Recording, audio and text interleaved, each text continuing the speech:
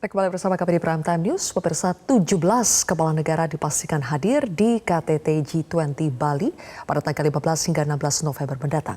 Bagi mereka persiapan protokoler bagi para delegasi, kita segera bergabung dengan rekan Jessica Wulandari langsung dari Bandara Ngurah Rai Bali.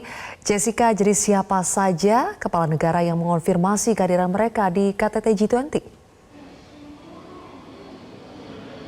Ya, Zilvia dan pemirsa, hingga saat ini sudah ada 17 kepala negara anggota G20 yang akan hadir dan sudah dikonfirmasi akan hadir secara fisik pada tanggal 15 hingga 16 November 2022 di Nusa Dua Bali.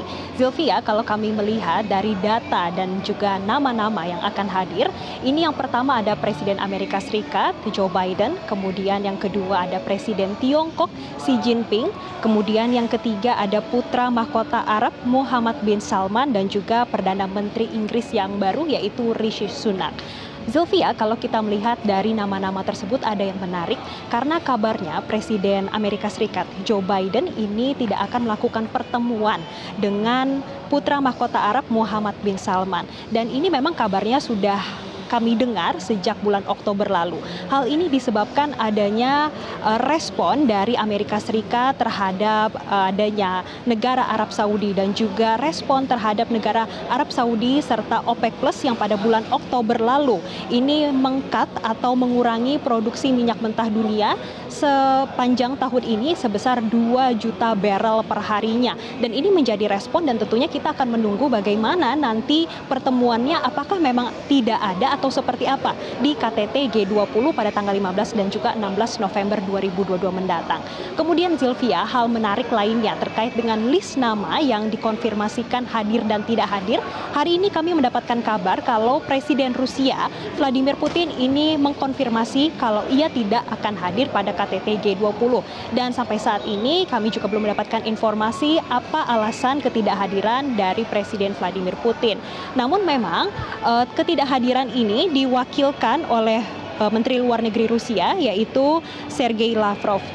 Memang perlu diketahui bersama sebelumnya Presiden Joko Widodo menjelang KTT G20 ini sudah mengusahakan upaya adanya pertemuan KTT G20 ini, terutama ini menjadi wadah bagi Rusia untuk bertemu dengan negara-negara anggota G20 yang selama ini masih memiliki sentimen tersendiri. Ini disebabkan adanya perang antara Rusia dan juga Ukraina yang juga berdampak pada perekonomian secara global. Namun memang perlu ditegaskan kembali untuk KTT G20 ini merupakan forum politik. Namun ini untuk membicarakan bagaimana perkembangan secara global dan juga bagaimana perekonomian ke depannya secara global. Zilvia. Jessica, sejauh ini bagaimana persiapan menjelang kedatangan delegasi G20? Ya, Zilvia, untuk kedatangan para delegasi G20 ini dijadwalkan pada tanggal 13 hingga 14 November 2022.